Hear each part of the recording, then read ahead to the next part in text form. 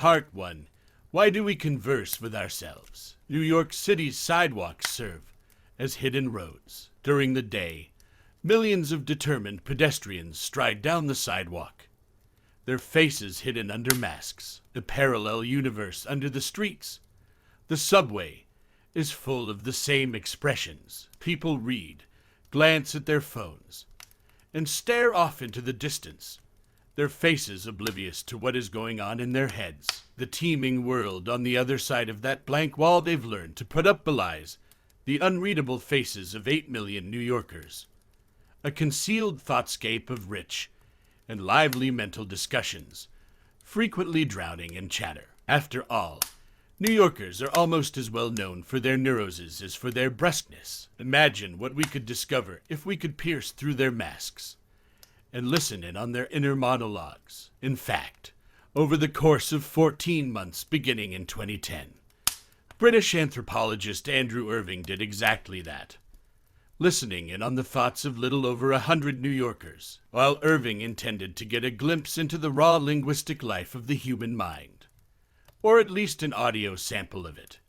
His research was actually motivated by his curiosity about how we cope with death consciousness. He had previously conducted fieldwork in Africa, examining the vocalized interior monologues of HIV/AIDS patients. He was a professor at the University of Manchester. Unsurprisingly, the fear, uncertainty, and emotional suffering brought on by their diagnoses roiled their thoughts. Now Irving wanted to compare his findings to a group of people who, while they had their problems, weren't necessarily in a bad way. To do so, he simply approached New Yorkers on the street, in parks and cafes, and explained his research, asking if they would be ready to voice their thoughts aloud into a recording device, as he recorded them from a distance. Only one person responded yes on certain days, and a dozen on others. Most New Yorkers were either too busy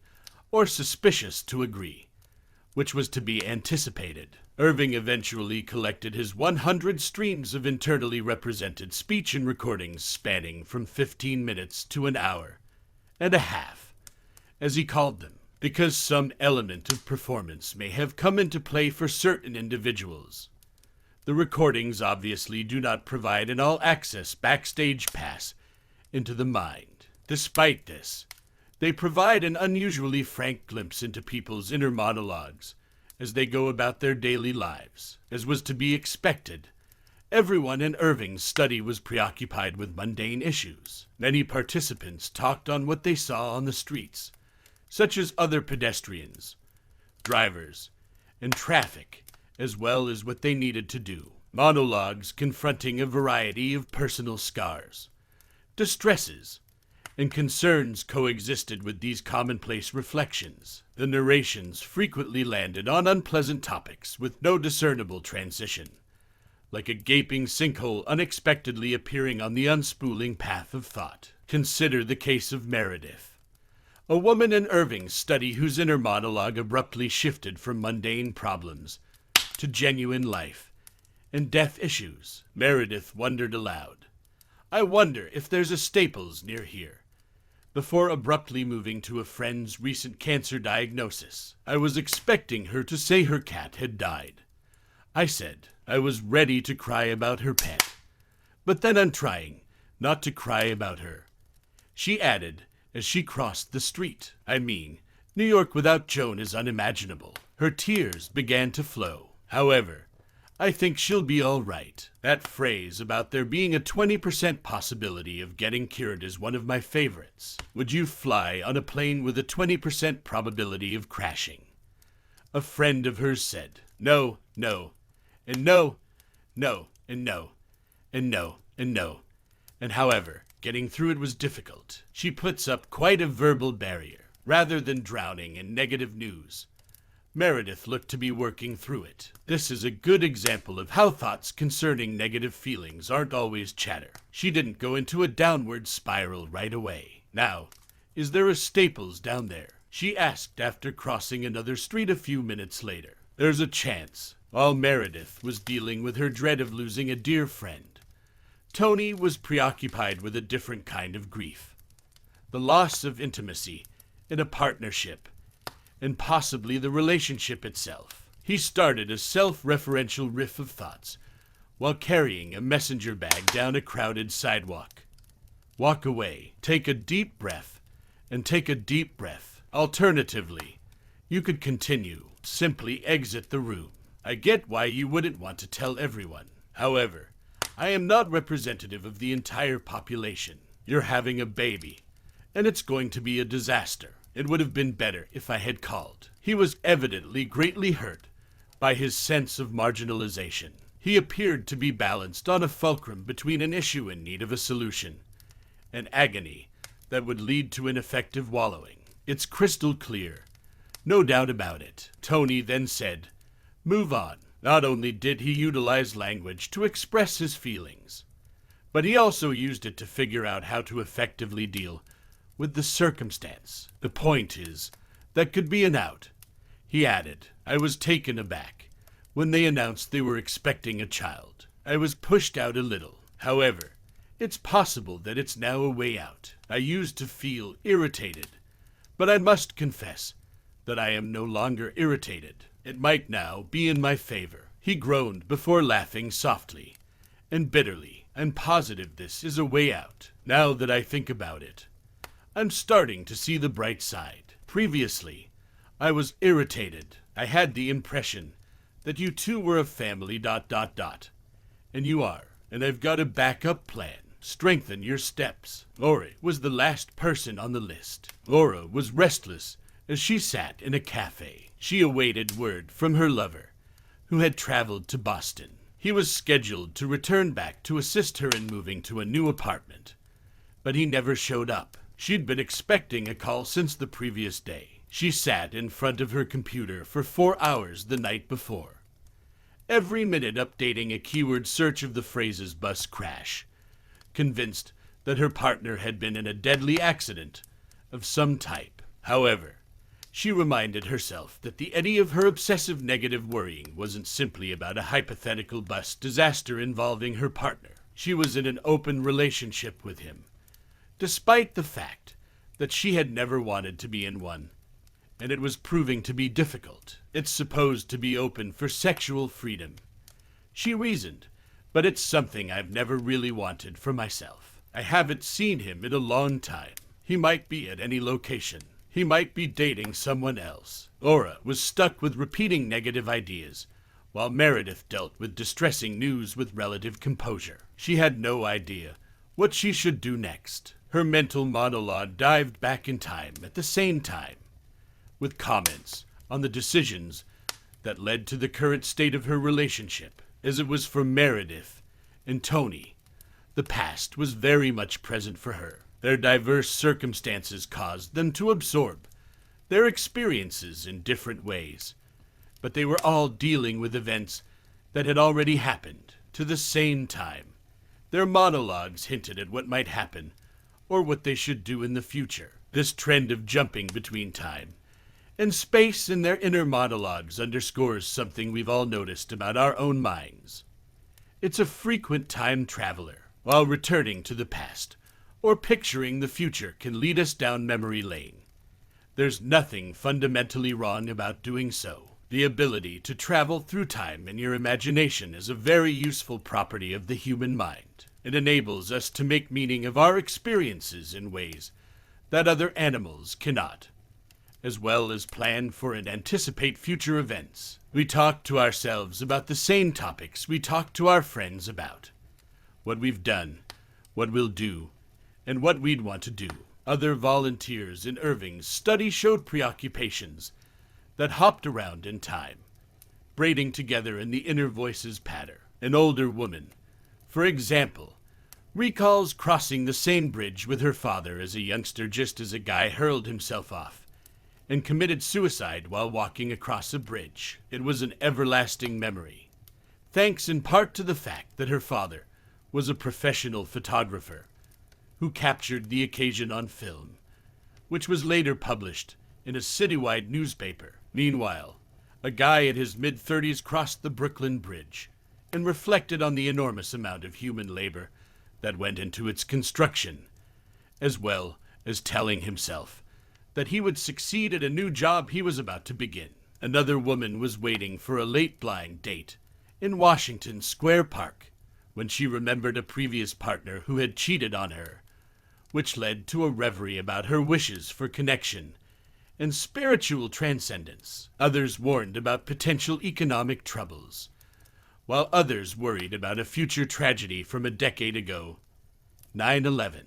The New Yorkers who kindly shared their ideas with Andrew Irving exemplify our default state's enormously diversified, immensely textured nature. Their inner monologues transported them within in a variety of ways, leading them along a variety of vocal thinking streams. The details of their private chats were as unique as their personalities. In terms of structure, though, what occurred in their heads was extremely similar. They dealt with a lot of unpleasant content.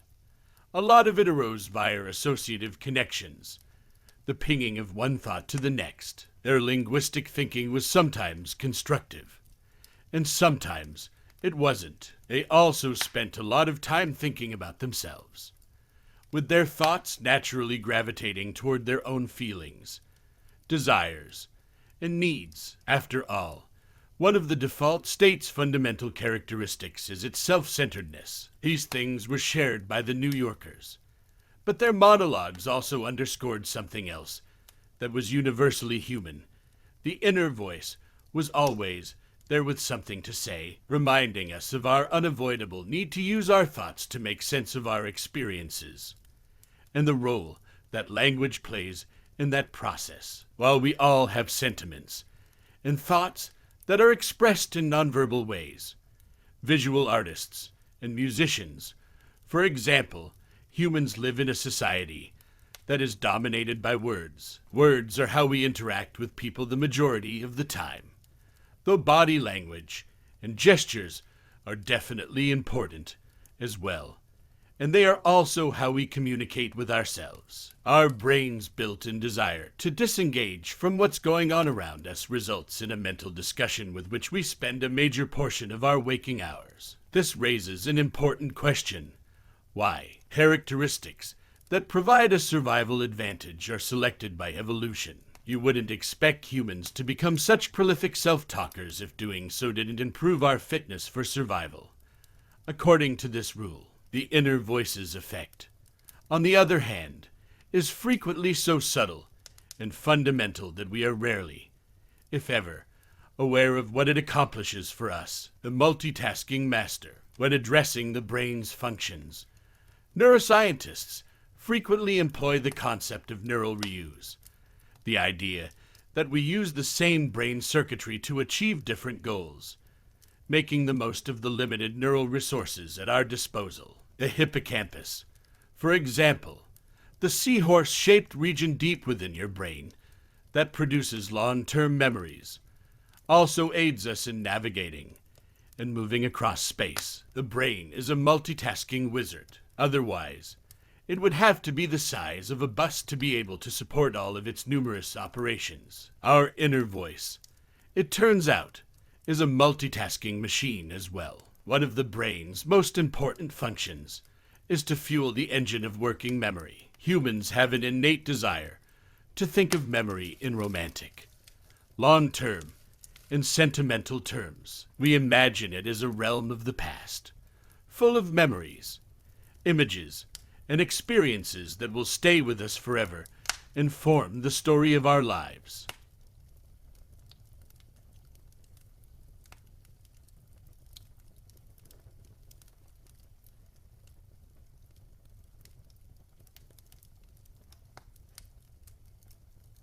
It doesn't matter that we'll probably forget much of the information once it's no longer helpful. We require information to function for the brief period it is active. Working memory is what permits us to take part in group discussions at work and have spontaneous dinner conversations. We can recall what someone said a few seconds ago and then incorporate it into the growing dialogue in a meaningful way thanks to it. Working memory is what permits us to peruse a menu and then place an order, while also carrying on a conversation. It's what permits us to send an email about an urgent matter that isn't important enough to be put away in long-term storage. In a nutshell, it's what enables us to function as individuals in the real world. When it stops operating or performs poorly, our ability to execute even the most basic everyday tasks, such as reminding your children to brush their teeth, while also reminding them to pack lunches,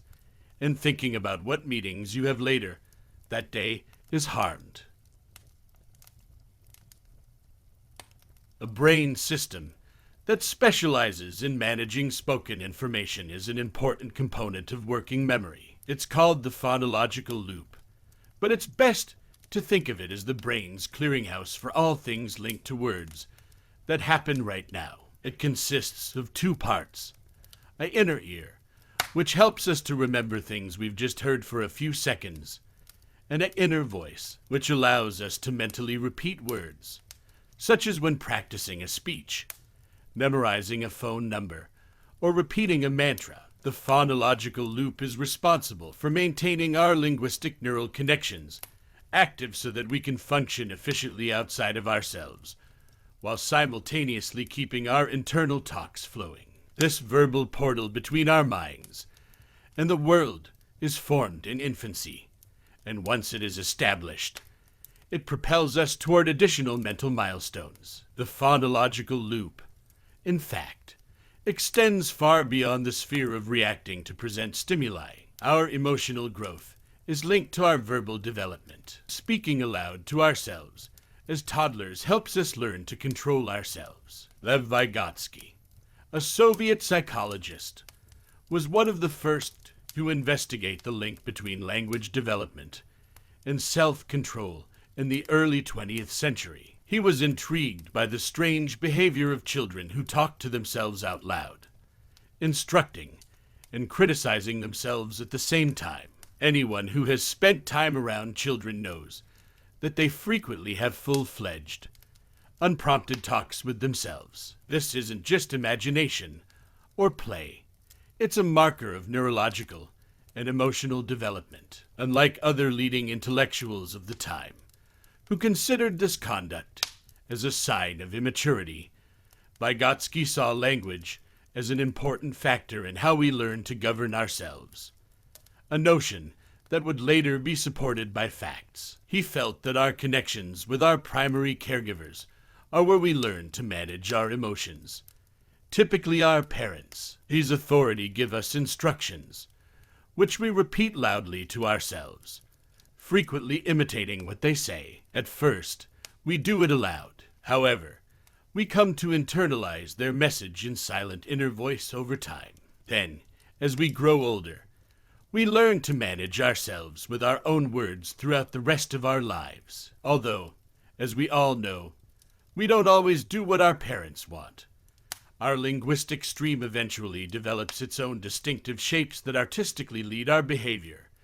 These early developmental events have a huge impact on us. Vygotsky's perspective not only explains how we learn to regulate ourselves by using our inner voice, but it also explains how our internal discussions are tuned in part by our upbringing. Decades of socialization studies show that our surroundings have an impact on how we see the world, including how we believe about self-control. When we're young, our parents demonstrate self-control for us, and their methods infiltrate into our developing inner voices. Our father might teach us over and over again that violence should never be used to resolve a problem. After a setback, our mother may remind us constantly not to give up. We repeat these ideas to ourselves over and over, and they begin to mold our own speech streams. Our parents' authoritative voices are, of course, influenced by larger societal issues. In most Asian nations,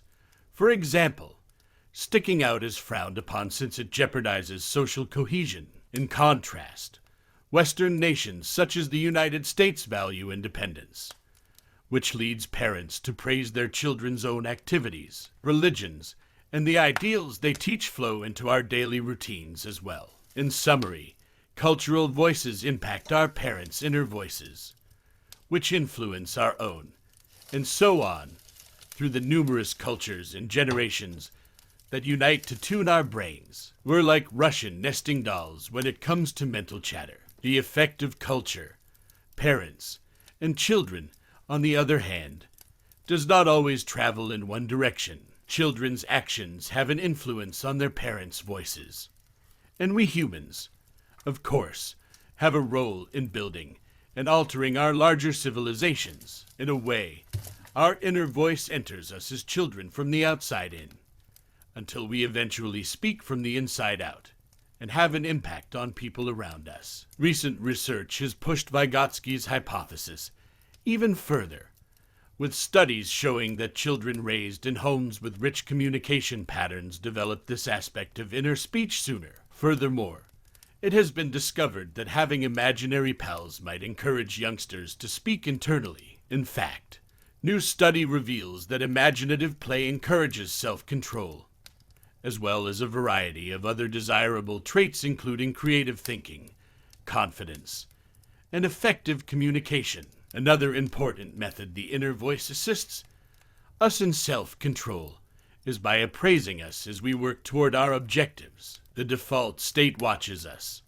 much like a phone monitoring app, to check whether we're reaching work benchmarks for that end-of-year raise, if we're progressing on our side hustle ambition of launching a restaurant, or if our friendship with that buddy we have a crush on is progressing apace. This usually happens when a spoken concept pops into our heads, similar to when an appointment reminder pops up on your lock screen. In fact, spontaneous goals-related ideas are among the most common types of thoughts that enter our heads. It's our inner voice urging us to focus on a specific goal. Making the appropriate decision at a fork in the road is an important part of achieving objectives, which is why our inner voice also allows us to perform mental simulations. When we're thinking about the best approach to deliver a presentation, or the greatest melodic progression for a song we're creating.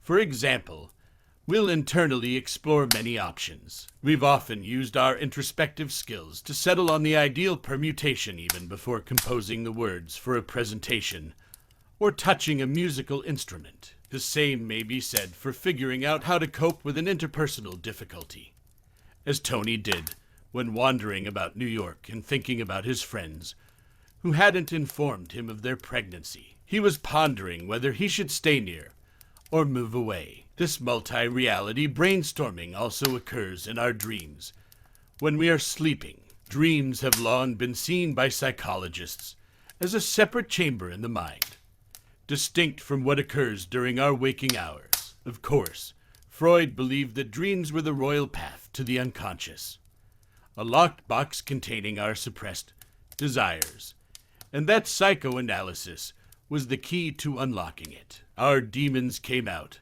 and romped around, expressing our appetites. He reasoned, with our shields down and our civilized decorum switched off while we slept. Then came early neuroscience, which replaced psychoanalysis dark and dirty romanticism with the cold, no-nonsense approach to the actual workings of the brain. Dreams, it was said, were nothing more than the brain's interpretation of random brain stem firings during REM sleep. Out went sexual symbology, which was amusing if a little wacky, and in went neuron physics, which was more scientifically founded, though not really filthy. Modern studies using more modern technologies has revealed that our dreams are quite comparable to the spontaneous spoken ideas we have when we are awake. Our awake speaking mind converses with our sleeping one. It turns out, thankfully, this does not result in Oedipal want fulfillment. It may be of assistance to us. According to new findings, dreams are frequently utilitarian and well attuned to our practical demands. They're like a little outlandish flying simulator. They help us prepare for the future by modeling yet-to-happen occurrences and alerting us to possibly real-world circumstances and even threats to be aware of. We still have a lot to learn about how dreams influence us, but at the end of the day, or night, as the case may be, they're just stories in our heads. And, sure enough, The inner voice speaks up loudly in waking life about the most fundamental psychological tale of all: our identities. Our speech stream is crucial in the formation of our personalities. Through autobiographical reasoning, the brain creates meaningful tales. To put it another way, we utilize our imaginations to script the tale of our lives, with ourselves as the protagonist. By keeping us rooted in a consistent identity, we can develop, find out our values and desires, and weather change and misfortune. Language plays an important role in this process because it unifies the jagged and seemingly disconnected parts of daily existence and aids in the storification of life. The mind's words shape the past, establishing a story for us to follow into the future. Our internal dialogues create a neuronal narrative of recollections by flying back and forth between distinct memories. It stitches the past into the seams of our brains, identity building. The inner voice, like the brain's multitasking skills, is diverse and important, but in order to really appreciate its significance, we must consider what it would be like if our vocal ideas vanished. We don't have to only contemplate this possibility, as unlikely as it may seem. It does happen in certain instances. Visiting La La Land, Jill Bolt Taylor awoke on December 10th, 1996, like she did every morning. She was a 37-year-old neuroanatomist who examined the structure of the brain in a psychiatry lab at Harvard University. Her desire to map our cerebral landscapes in order to better comprehend their cellular connections and behaviors sprang from her family's past. Her brother had schizophrenia, and while she knew she wouldn't be able to cure him, it inspired her to investigate the secrets of the mind. She was well on her way to achieving her goal, until her brain stopped working properly. Old Taylor got out of bed to perform her daily workout on the treadmill, but she didn't feel well. She was suffering from a pulsating sensation behind her eye, similar to an ice cream headache that came and went. Then, after she began exercising, things started to go peculiar. She felt her body slow down and her perception constrict while on the machine. She subsequently reflected, "I can no longer determine the bounds of my body. I can't seem to figure out where I start and where I finish." She began to lose not just her feeling of her body in physical space, but also her sense of who she was. Her feelings and memories seemed to slip away, as if they were leaving her to settle somewhere else. Her usual mental awareness decreased as the second-by-second sparking of senses and emotions vanished. Her words, along with her thoughts, began to lose their structure. Her words dwindled to a trickle, as if a river had dried up. The language machinery in her brain had malfunctioned. On the left side of her brain, a blood artery had burst. She was suffering from a stroke, despite the fact that her physical motions and language abilities were severely impaired.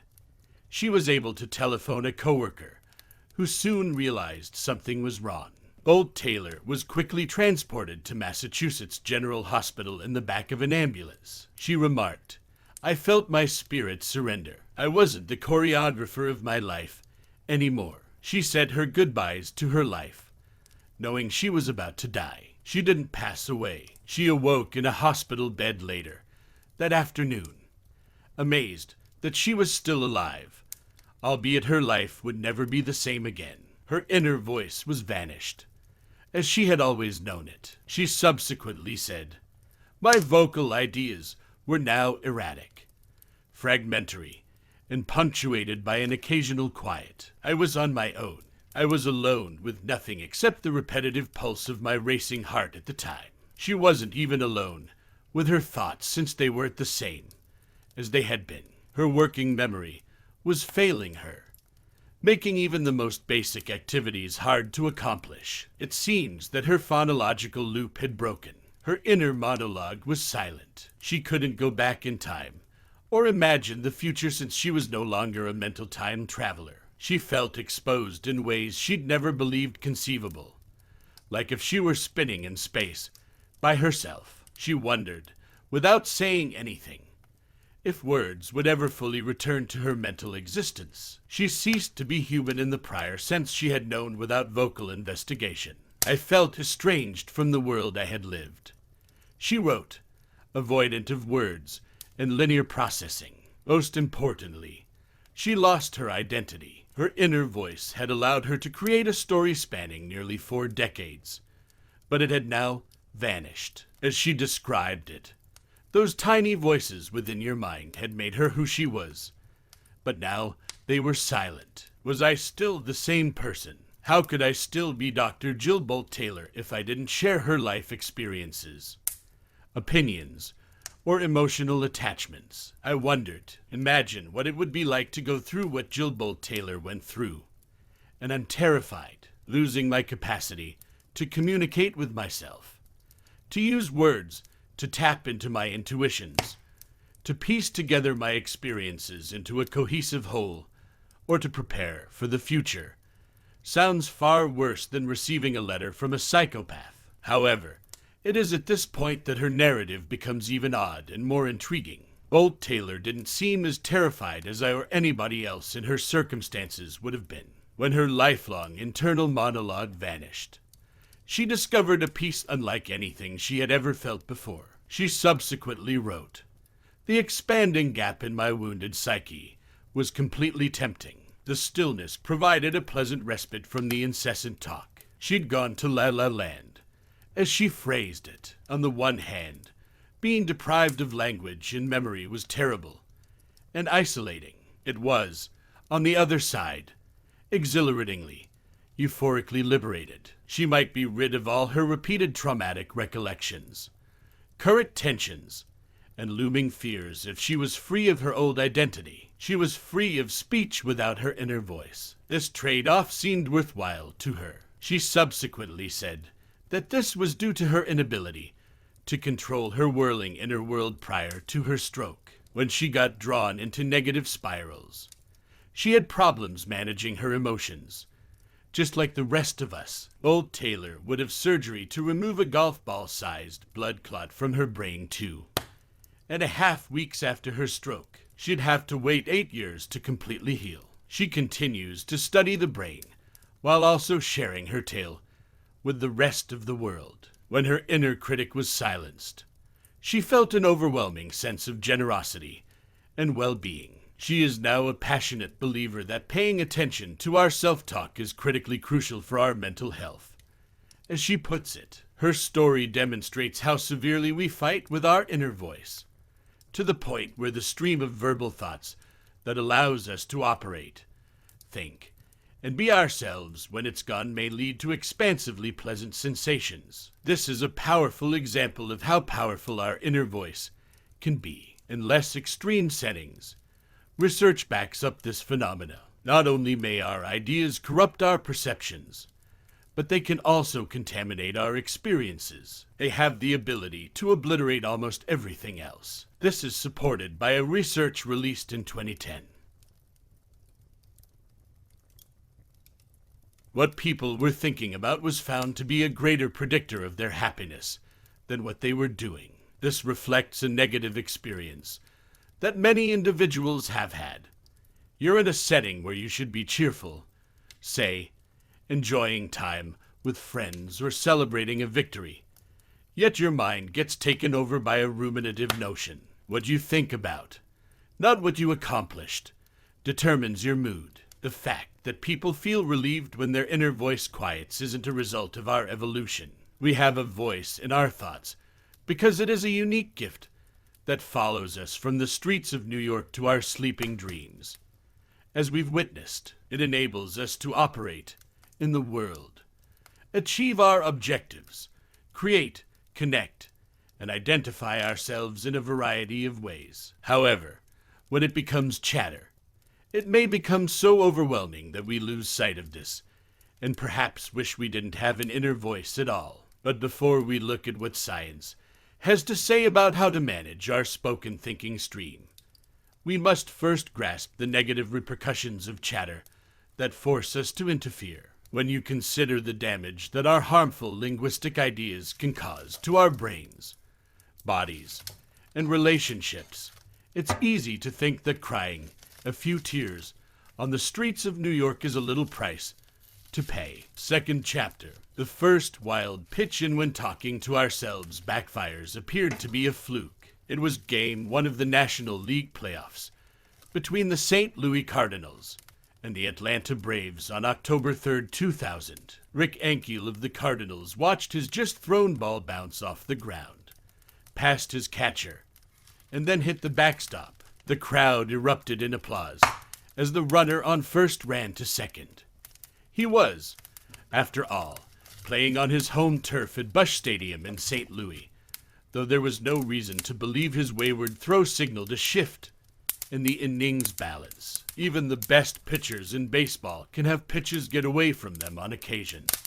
And Ankiel wasn't just any pitcher. Scouts and pundits thought Ankiel, a 17-year-old with a 94-mile-per-hour fastball, had the potential to be one of the finest pitchers the game had seen in decades when he was drafted directly out of high school. 2 years later, he made his major league debut, and he did not disappoint. In his first full season, he struck out 194 hitters and won 11 games to help his club reach the playoffs in 2000. Everything indicated that he would have a wonderful career. It was no surprise, therefore, that he was named the starter for Game 1 of the playoffs against the Braves in October. All he had to do was throw a baseball, which he excelled at. Ankiel made an effort to forget about the errant pitch. It was an outlier for him, and he had nothing to be concerned about. His team had already jumped out to a dramatic 6-0 lead in the third inning. Furthermore, the pitch hadn't been very wild. It had just ricocheted off the ground in the incorrect direction and eluded his catcher. He'd been feeling fantastic heading into the inning, so he'd just brush it off as he collected himself on the mound. Though a prickly nettle of a notion set itself in his head. He thought to himself, "Man, I just threw a wild pitch on national television." What he didn't realize was that he had a legitimate reason to be concerned. Ankiel uncoiled his explosive left-handed windup and threw another wild pitch moments later, after reading the signs from his catcher. This time, the crowd hooted a little louder and longer, as if feeling something was wrong. The runner on second base dashed to third, while the 21-year-old Ankiel chewed his gum and maintained an unreadable countenance. He was everything but collected on the inside. He felt his mind slipping out of his control and into the hands of what he would come to call the monster, his cruel inner critic, a stream of verbal thoughts so vicious they could undo years of hard work, its voice louder than the 52,000 fans in the stands. As his catcher retrieved the ball again, and the seconds passed beneath the afternoon sun, he felt his mind slipping out of his control and into the hands of what he would come to call the monster, his cruel anxiety, panic, fear. He could no longer deny his own enormous vulnerability as a young athlete with everything on the line. Ankiel may have appeared to be the shining image of the American dream, a small-town kid from Florida making good on his tremendous talent. But his upbringing was far from idyllic. He experienced depths of emotional suffering beyond his years, as the son of a verbally and physically abusive father who was also a petty criminal and an addict. As a result, baseball was more than a job for him. It was a sacred, safe place where he felt good, where things were simple, and where, unlike his family life, a sense of joy was built in. Only now was something weird and seemingly uncontrollable beginning to overpower his senses and fill him with horror. Despite this, he was adamant about making a comeback. His attention was drawn to his weight, his stance, and his arm. All he had to do was get his wind-up's machinery to click into place. Then he began to wind up again. After that, he threw another wild pitch, and then there was another, and then there was another. Ankiel was taken out of the game before the Cardinals gave up any more runs. He vanished into the dugout, accompanied by the beast that was within him. That day, his performance on the mound was both embarrassing and unexpected. The last time a pitcher threw 5 wild pitches in a single inning was more than a century ago, but it wouldn't have gone down in baseball history as one of the most agonizing to watch performances if it hadn't been for what happened next. The same scenario happened when Ankiel was brought up to pitch against the Mets 9 days later. The creature resurfaced, throwing even more bizarre pitches. He was removed off the mound once more, this time before the first inning was completed, even though his brief career as a major league pitcher effectively ended there.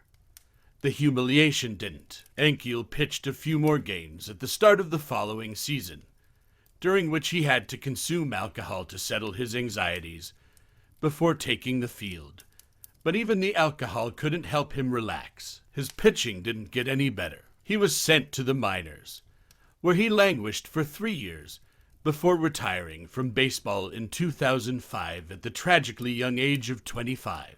He informed his coach, "I can't do this anymore." Rick Ankiel promised himself that he would never pitch professionally again. The magical number 4, an unlinking. Second chapter. The first wild pitch in when talking to ourselves backfires appeared to be a fluke. It was Game 1 of the National League playoffs between the St. Louis Cardinals and the Atlanta Braves on October 3rd, 2000. Rick Ankiel of the Cardinals watched his just-thrown ball bounce off the ground, past his catcher, and then hit the backstop. The crowd erupted in applause as the runner on first ran to second. He was, after all, playing on his home turf at Busch Stadium in St. Louis, though there was no reason to believe his wayward throw signaled a shift in the innings balance. Even the best pitchers in baseball can have pitches get away from them on occasion. And Ankiel wasn't just any pitcher. Scouts and pundits thought Ankiel, a 17-year-old with a 94-mile-per-hour fastball, had the potential to be one of the finest pitchers the game had seen in decades when he was drafted directly out of high school. 2 years later, he made his major league debut, and he did not disappoint. In his first full season, he struck out 194 hitters and won 11 games to help his club reach the playoffs in 2000. Everything indicated that he would have a wonderful career. It was no surprise, therefore, that he was named the starter for Game 1 of the playoffs against the Braves in October. All he had to do was throw a baseball, which he excelled at. Ankiel made an effort to forget about the errant pitch. It was an outlier for him, and he had nothing to be concerned about. His team had already jumped out to a dramatic 6-0 lead in the third inning. Furthermore, the pitch hadn't been very wild. It had just ricocheted off the ground in the incorrect direction and eluded his catcher. He'd been feeling fantastic heading into the inning, so he'd just brush it off as he collected himself on the mound. Though a prickly nettle of a notion set itself in his head. He thought to himself, "Man, I just threw a wild pitch on national television." What he didn't realize was that he had a legitimate reason to be concerned. Ankiel uncoiled his explosive, left-handed windup and threw another wild pitch moments later, after reading the signs from his catcher. This time, the crowd hooted a little louder and longer, as if feeling something was wrong. The runner on second base dashed to third, while the 21-year-old Ankiel chewed his gum and maintained an unreadable countenance. He was everything but collected on the inside. He felt his mind slipping out of his control and into the hands of what he would come to call the monster, his cruel inner critic, a stream of verbal thoughts so vicious they could undo years of hard work, its voice louder than the 52,000 fans in the stands. As his catcher retrieved the ball again, and the seconds passed beneath the afternoon sun, he felt his mind slipping out of his control and into the hands of what he would come to call the monster, his cruel anxiety, panic, fear. He could no longer deny his own enormous vulnerability as a young athlete with everything on the line. Ankiel may have appeared to be the shining image of the American dream, a small-town kid from Florida making good on his tremendous talent. But his upbringing was far from idyllic. He experienced depths of emotional suffering beyond his years, as the son of a verbally and physically abusive father, who was also a petty criminal and an addict. As a result, baseball was more than a job for him. It was a sacred, safe place where he felt good, where things were simple, and where, unlike his family life, a sense of joy was built in.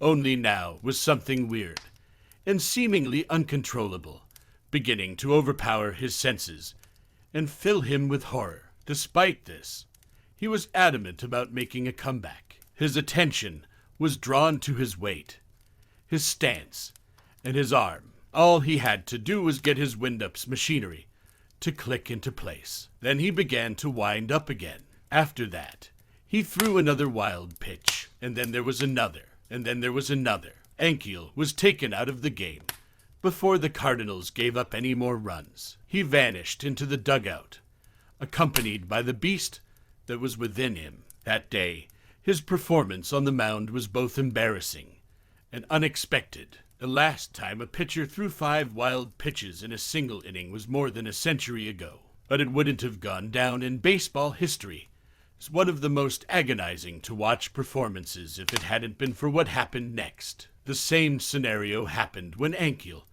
was brought up to pitch against the Mets 9 days later. The creature resurfaced, throwing even more bizarre pitches. He was removed off the mound once more, this time before the first inning was completed, even though his brief career as a major league pitcher effectively ended there. The humiliation didn't. Ankiel pitched a few more games at the start of the following season, during which he had to consume alcohol to settle his anxieties before taking the field. But even the alcohol couldn't help him relax. His pitching didn't get any better. He was sent to the minors, where he languished for 3 years before retiring from baseball in 2005 at the tragically young age of 25. He informed his coach, "I can't do this anymore." Rick Ankiel promised himself that he would never pitch professionally again. The magical number 4 and unlinking.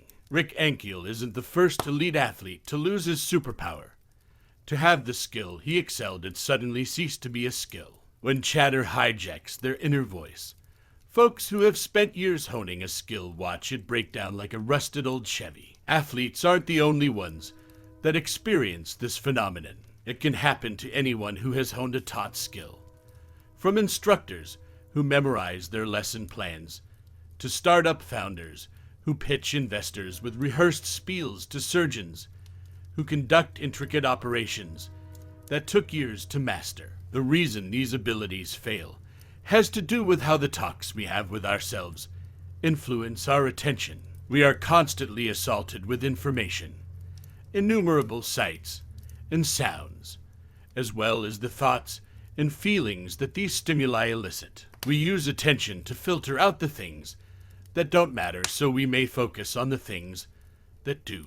Although much of our attention is unconsciously directed, such as when we move our heads toward a loud noise, one of the characteristics that distinguishes humans is our ability to consciously concentrate on things that require our attention. When we're overcome by emotion, like Ankiel was on that autumn day in 2000, one of the things our inner voice does is focus our attention, focusing it on the problems we face to the exclusion of almost everything else. When it comes to exerting our attention to wrangle an automatic, acquired talent, such as pitching, this serves us well most of the time. To understand why this is, consider what goes well when athletes' automatized actions propel them to the highest levels of performance. During her floor routine at the U.S. Gymnastics Championships on August 11, 2019, American gymnast Simone Biles made sports history by becoming the first woman to ever land a triple-double flip in an official competition. It's a move that needs extraordinary, almost superhuman strength, coordination, and training. One commentator commented, because everything happens in the air, where the rules of physics play out in an instant, gravity versus a body, it would be impossible to perform it by thinking about each movement. Biles pulled off the seemingly impossible performance by rotating her body around 2 axes at the same time and doing 2 backflips while spinning 3 times, earning the term triple-double. Her flawless execution of the maneuver can be thought of as the culmination of all the automatized motions her brain had acquired over the years. Sprinting, jumping, handsprings, backflips, twists, and landing. To achieve her triple-double, she combined a series of movements that took years to master, but eventually no longer required her brain's conscious control. Miles' inner voice didn't control her every move, though it must have been ecstatic as the crowd erupted in applause. Miles' triple-double was made up of a series of individual behaviors that she linked together through practice, just like any other athletes. The different pieces of the sequence of movements eventually melded into a single smooth action. Miles' automatic bodily mechanics pushed her into sports history, aided by her brain's capacity to put them together, coupled with her incredible DNA, until Ankiel's meltdown. He appeared to be on the same path, with faultless motions and an unnaturally strong arm. So, what happened on the mound that day? He broke the connection. Ankiel's stream of words became a spotlight, shining too brightly on the different physical components of his pitching motion, seemingly dismantling it unwittingly. He mentally stepped back after the first few errant pitches and focused on the mechanics of his throw. The synchronized movements involving his hips, knees, and arm on the surface that appears sensible and sensible. He was requesting that his brain correct a planned behavior that he had successfully carried out tens of thousands of times before. That's exactly where things went awry, even if you're an experienced accountant. It's a good idea to double-check your numbers while submitting your taxes to ensure you've done everything correctly. This similar propensity leads us to break down the sophisticated scripts that we've learned to execute without thinking when we're trying to execute well-worn, instinctive actions under pressure, such as pitching. This is precisely what our inner voice's proclivity to engulf us in a crisis accomplishes. It concentrates our attention too much on the individual components of a behavior that only works as a whole. As a result, analysis paralysis sets in. Ankiel's career as a pitcher was damaged by chatter.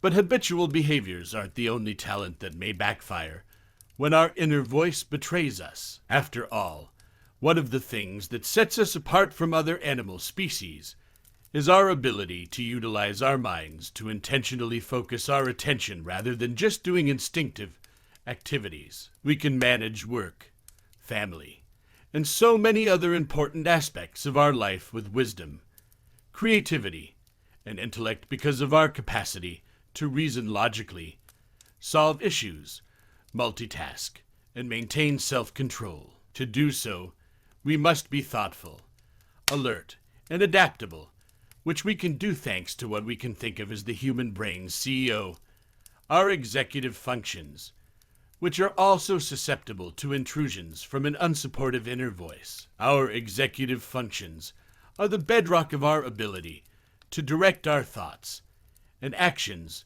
in the directions we want. Their role is to intervene when our innate processes aren't enough, and we need to consciously direct our behavior. They are mostly supported by a network of prefrontal brain regions positioned behind our forehead and temples. They help us filter out superfluous information, shut out distractions, toy with ideas, direct our attention where it needs to go, and exercise self-control, like resisting the impulse to open a new internet tab and travel down a tangential Wikipedia rabbit hole. In other words, we wouldn't be able to function in the world without our executive functions, because paying attention, reasoning sensibly, thinking creatively, and carrying out activities all require you to exit automatic mode and exert conscious effort. Your brain needs this form of neurological leadership, and because your executive functions are restricted, doing so puts a lot of strain on them. Your executive processes, like a computer that slows down when it has too many programs open, perform worse as the demands placed on them increase. A magical number 4, which is a typical instance of this limited capacity, has to do with our ability to keep between 3 and 5 units of information in the mind at any given time. Take a look at a phone number in the United States. It is considerably easier to remember the number 200-350-2765 than it is to remember the number 2,003,502,765. You've grouped the numbers in the first case, so you're learning 3 bits of information. In the second, you're attempting to memorize an uninterrupted string of 10 pieces of information, putting more strain on the system. Furthermore, the people who are overventing and unknowingly alienating those around them have a harder time solving problems when they are doing so. Because of this, they are less able to mend the rifts in their relationships, and the cycle of loneliness and isolation that results as a result can be particularly damaging. Middle school might serve as a particularly vivid illustration of how this process of increasing social isolation works. Ruminating was found to be associated with increased social interaction among middle schoolers who participated in the 7-month study than among middle schoolers who did not engage in rumination. However, this actually caused more harm than benefit. Even being threatened with violence by their peers was predicted as a result of this behavior. Although preteens and teens are affected, the same can be said for adults. Furthermore, it seems that even if you have a good reason for venting, being too loud might still make people uncomfortable. Grieving persons in one study were shown to be more likely to seek out social support after the death of a loved one. This has an unsettling side effect.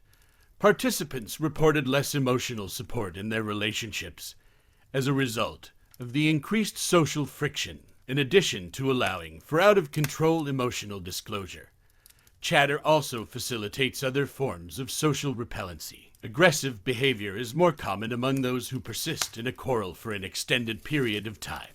In one experiment, respondents became more resentful toward the experimenter, who insulted them by undiplomatically criticizing an article they had written after being prompted to meditate on their feelings of being insulted. People who ruminated were more likely to administer loud noises to the experimenter than those who did not. To put it another way, the longer I stew over what you did to me, the more probable it is that I will act aggressively against you as a result of those bad feelings. As a result of our constant chatter, we end up using our aggression on those who do not deserve it. For example, if our boss irritates us, we lash out at our children. Our digital lives are completely ignored in all of this research. Rhymes study on emotions, and our social life has taken on a new urgency in the age of social media. When it comes to expressing ourselves and listening to others, Facebook and other social media programs like it have given us an unprecedented platform. If you sign into Facebook, you are greeted by the message, "What's on your mind?" prompting you to broadcast your response. And we'll be broadcasting as well. Close to 2.5 billion individuals will be using Facebook and Twitter in 2020, about a third of the world's population, and they routinely utilize them to broadcast their private thoughts. It's important to remember that posting on social media isn't inherently harmful. A new habitat is nothing more than a new stage in our species' vast history, and environments aren't good or bad in themselves. In the end, it's up to us to decide if they benefit or damage us. Social media has 2 aspects that are worrisome when you consider the overwhelming need to expose one's thoughts: empathy and time. Empathy's importance, both to the person and to society, cannot be overstated. It's one of the reasons we often find ourselves venting. We seek the empathy of others, and it's one of the mechanisms that keeps communities together. It's what allows us to form meaningful connections with people. It's a trait we've developed since it's necessary for the survival of our species. Empathy can be elicited through seeing other people's emotional reactions, such as seeing someone flinch or hearing their voice quiver. Those empathetic responses that are elicited by small bodily gestures, micro-expressions, and verbal intonations are absent when communicating online. Thus, our minds are deprived of information that serves a key social function, preventing cruelty and antisocial behavior. As a result, there are far too many instances of trolling and cyberbullying because of a lack of empathy. Studies have shown that cyberbullying, for example, can lead to more frequent and severe episodes of despair and anxiety, substance addiction, and other mental and physical health problems. Similarly, the passage of time is vital in helping us regulate our emotional life, particularly when digesting traumatic experiences. We often have to wait till we see the individual, or until they're available, to chat before we can begin a conversation. Something magical occurs when one waits for that person. It's only when time passes that we're able to take stock of how we're feeling and thinking.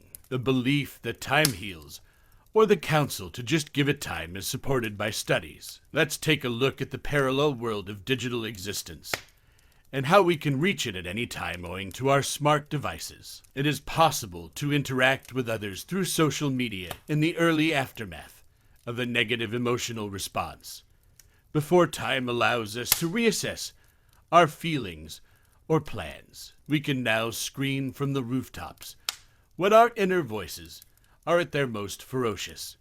Thanks to 21st century connectedness, we share, tweeps follow us on Twitter. We feel the need to weigh in. Social media is a place where the ugly parts of one's inner voice can flourish because of the absence of actual elicitors of empathy. As a result, individuals in society at large may experience an uptick in antagonism and argument. As a result, we're more likely than ever to overshare than ever before. Overly emotional posts irritate and alienate others in the same way that talking about your troubles too much and too often irritates and alienates others. As a result, users hope those who overshare online will seek help from their offline peers. The verbal stream fuels sadness, so it is no surprise that people with depression are more likely to post unpleasant content on social media, but they also consider their network to be less helpful than non-depressed people do. Even if social media gives us a place to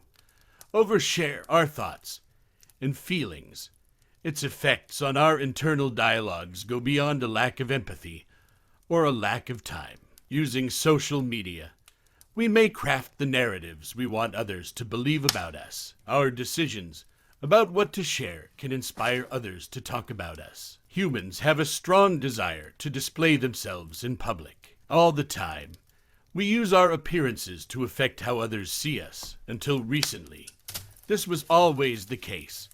But the advent of social media has allowed us to exert far more control over how we accomplish this. In other words, technology gives us the power to carefully edit the stories we tell about our lives. The cliched, photoshopped version of life that leaves out the bleakest and least appealing parts. Practicing our self-presentation can lift our spirits, satisfy our desire to be seen positively by others, and bolster our inner voice. Nevertheless, there is one small problem. The act of publishing a picture of our best selves may make us feel better, but it can also make others feel worse. The reason for this is that while we strive to portray ourselves in a positive light, we equally feel the need to compare ourselves to others. In addition, the social comparison circuitry in our brains goes into overdrive when we use social media. In 2015, my colleagues and I released a study that found that the more time people spent on Facebook looking into the lives of others, the more jealous they became and the worse they felt afterwards. It's legitimate to wonder why we keep sharing our thoughts and feelings on social media if doing so has so many negative consequences. One solution to that question is related to the trade-off that commonly occurs when people engage in actions that initially feel good but have long-term negative repercussions. People who are good at self-promotion have been found to use the same brain circuitry that is activated whether they are in a romantic relationship or partake in drugs like cocaine or chocolate. Researchers at Harvard University found that people would rather give away personal information about themselves than get money in a research published in 2012. For our dopamine receptors, the social high is similar to a neurological high. This all boils down to the fact that when we allow our chatter dictate our social conduct, we're more likely to end up in a variety of undesirable situations, both online and offline. One of the most detrimental outcomes for both internal and external dialogue is that we frequently find ourselves with less support. A vicious circle of social isolation is set in motion, leaving us even more vulnerable. Many people genuinely utilize the language of bodily pain to express how they feel when they're rejected by others. If you stop and listen, people employ words like damaged, wound, and wounded to depict emotional suffering in languages all around the world. From Inuktitut to German, Hebrew to Hungarian, Cantonese to Bhutanese. It turns out that they don't only use metaphors because they're good at it. One of the most shocking things I've learned in my job is that excessive talking affects our bodies in more ways than one, affecting everything from how we feel physical pain to how our genes work in our cells. Our cell's own piano, the bereaved of New York City, arrived one by one in our subterranean laboratory. As of this writing, it is 2007. Several of my colleagues and I were working on a project to see how the brain processes emotional distress. People who had recently experienced heartbreak, one of the most intense emotional stimuli we know, were sought for as participants rather than random people who could be made to feel bad in the lab in some effective, but yet ethical way, as was the case with other volunteers. People who had recently been dumped in a 6-month-long monogamous relationship were advertised in the subway and in parks.